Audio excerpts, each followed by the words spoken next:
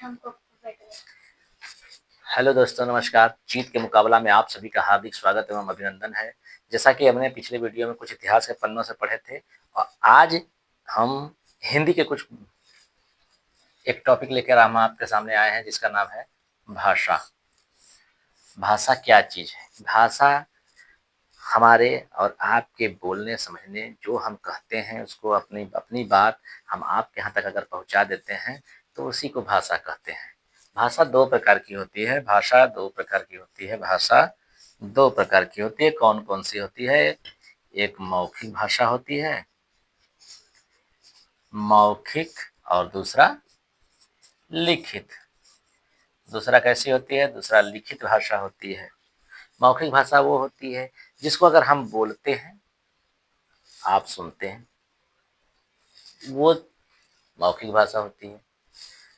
एक लिखना है, हम लिख कर अगर पढ़ते हैं तो वो हमारी लिखित भाषा होती है।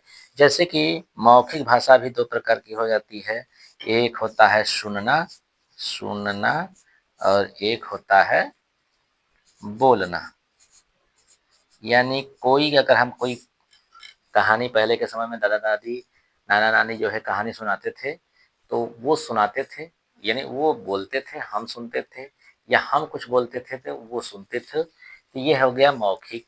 अब लिखित में भी दो प्रकार के होते हैं। लिखित में कितने प्रकार के होते हैं? दो प्रकार के होते हैं। दो प्रकार के होते हैं। कौन कौन से होते हैं? एक होता है पढ़ना, जो दूसरा होता है लिखना। दूसरा होता है लिखना। जैसे अगर हम कोई चीज़ अखबार लेते हैं, अखबार में से देख कर हम लिखते हैं और लिख कर हम पहले हम उसको पढ़ते हैं और उसके बाद उसको कापी पर अपने लिखते हैं, तो वो होता है सुनना, सॉरी, पढ़ना, और पढ़कर उसको लिखना। ये हमारे लिखित भाषा में आते हैं। अब हम जानते हैं कि हम जो भाषा का प्रयोग शिक्षण अधिगम प्रणाली में अगर हम उसको पढ़ते हैं तो उसमें हमारा क्या आएगा? सुनना, बोलना, पढ़ना, लिखना। यानी इसको अगर शॉर्टकट में हम कहें तो ये होता है शुभोपली। शुभोपली ये अधिगम का एक मात्र मूल मंत्र है भाषाई कौशल को सीखने के लिए। अब जानते हैं कि आगे चल के जो हमारी एक लिपि आती है, क्या आती है? लिपि। ये लिपि किसे कहते हैं?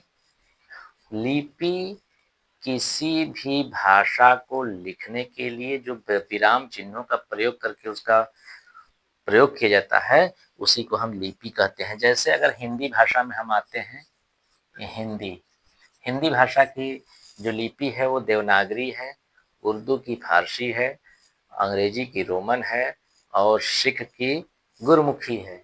ऐसे तमाम प्रकार के और उदाहरण हैं। जैसे महात्मा बुद्ध ने जो अपना उपदेश दिया था वो पाली भाषा में दिया था, तो वो भी कहीं न कहीं अपने भाषाई कौशल का देन है।